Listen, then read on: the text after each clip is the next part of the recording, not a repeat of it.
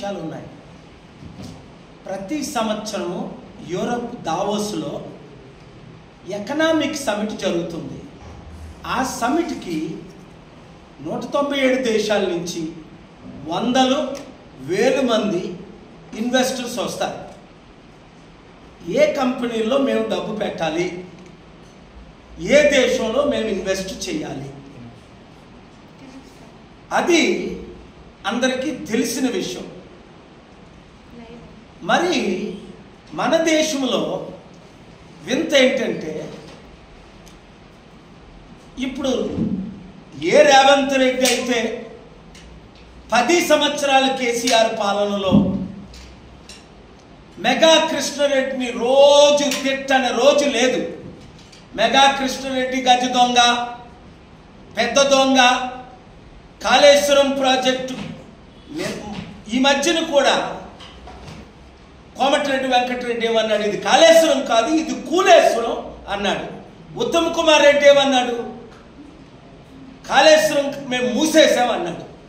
Okay, మరి అలాంటి Kaleshwaram mega కృష్ణారెడ్డికి 15,000 కోట్ల ప్రాజెక్టు, 3 ప్రాజెక్టులు రేవంత్ రెడ్డి నిన్న ఎందుకు కాంట్రాక్ట్ సైన్ చేశాడు? 1,10,000 కోట్ల అవినీతి జరిగింది, 48,000 కోట్లు కనిపించట్లేదు. తెలంగాణ ప్రజలకు 2 లక్షల కోట్లు అవినీతి అన్న ఈ రేవంత్ రెడ్డి ఇప్పుడు మెగా కృష్ణారెడ్డికి ఎందుకు ఇచ్చాడు అంటే క్లియర్. కాంగ్రెస్ పార్టీకి మెగా కృష్ణారెడ్డి ఎన్ని వందల కోట్లు బాండ్ల ద్వారా, మరి బ్లాక్ మనీ ఎంత ఇస్తున్నాడో లెక్కే లేదు. ఎందుకంటే కాంగ్రెస్ పార్టీ గెలాలంటే మొన్న 4,000 కోట్లు ఖర్చు అయిందట. ఈ 4,000 కోట్లు ఎవరిస్తున్నారు? ఇదన్నీ డీటెయిల్స్తో అతి త్వరలో మీ ముందుకు నేను వస్తాను. నాకు నిన్న బెదిరింపు కాదు, మేము పెట్టింది ఫేస్బుక్లో నుంచి తీసేమని, మెగా కృష్ణారెడ్డి గురించి మేము చేసినవి తీసేమని. ఒకటే చెప్తున్నా, ఈ దేశంలో అదానీతో 4 సంవత్సరాల నుంచి ఫైట్ చేసి స్టీల్ ప్లాంట్ కొనకుండా మోదీ అమ్మకుండా 5 ఆర్డర్లు తీసుకొచ్చి ఆపారు. తత్మాల్ 3 పార్టీలు అమ్మారు. బీజేపీ అవ్వచ్చు, కాంగ్రెస్ అవ్వచ్చు, వైఎస్ఆర్సీపీ పార్టీ అవ్వచ్చు, టీడీపీ అవ్వచ్చు. 4 సంవత్సరాల్లో అదానీని 7 లక్షల కోట్లు ఒక హిండెన్బర్గ్ రిపోర్టు ద్వారా ఆయనకి లాస్ వచ్చింది. తగ్గేదేలే. మెగా కృష్ణారెడ్డిని తిట్టని రోజు ఉందా ఎలక్షన్ వరకు? ఎలక్షన్ ముందు 3 రోజులు కూడా డిసెంబర్ 7 రిజల్ట్, లాస్ట్ అవకాశాన్ని కూడా వదులుకోలేదు. కాళేశ్వరం ప్రాజెక్టు 2 లక్షల కోట్ల అవినీతిని ప్రజలందరికీ పువ్వులు పెడతారా? బీసీ ఎస్సీ ఎస్టీలు ఇంకెంతకాలం పువ్వులు పెట్టించుకుంటారు? పోనీ రెడ్లకి ఏమైనా న్యాయం చేశాడా రేవంత్ రెడ్డి వచ్చి? అందుకే కదా కోమటిరెడ్డి మెగా కృష్ణారెడ్డిని తిడుతున్నాడు, ఇది కాళేశ్వరం కాదు కూలేశ్వరం అని. అందుకే కదా ఉత్తమ్ కుమార్ రెడ్డి అంటున్నాడు కాళేశ్వరం మేము క్లోజ్ చేస్తాం, అది 2 లక్షల కోట్లు వేస్ట్ అని. మరి రేవంత్ రెడ్డి ఉత్తమ్ కుమార్ రెడ్డిని కాదని, భట్టి విక్రమార్కని కాదని,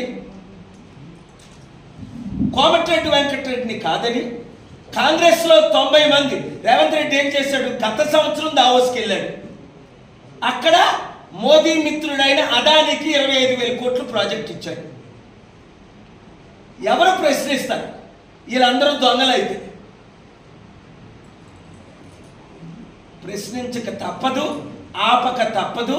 అతి త్వరలో కాళేశ్వరం ప్రాజెక్టు గురించి తెలంగాణ హైకోర్టులో ఏ విధంగా సిబిఐ ఎంక్వైరీ చేయమని ఆర్డర్ తీసుకురాని డైరెక్షన్ తీసుకొచ్చారో సిబిఐ ఎంక్వైరీ అవుతుంది.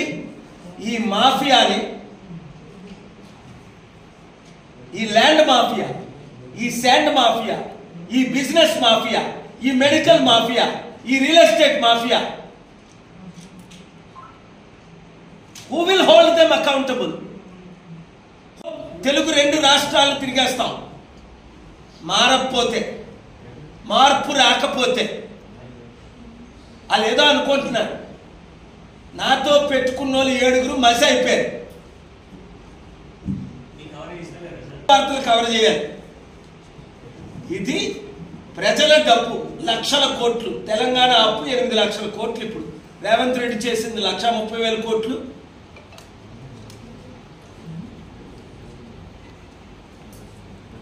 కేసీఆర్ గారు చేసింది 7 లక్షల కోట్లు. అప్పులు తెలుగు రాష్ట్రాలు అయిపోయి ఇప్పుడున్న 7 పార్టీలు క్లియర్గా కనబడుతుంది.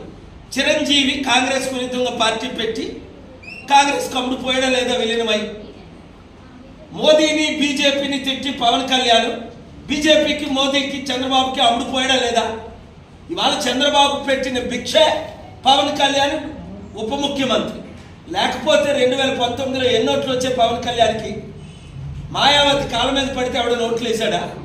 BSP, CPI, CPM, JD Lakshminarayana, Pawan Kalyan 5 పార్టీలు కలిసి పోటీ చేస్తే 6% ఓట్లు వచ్చాయి.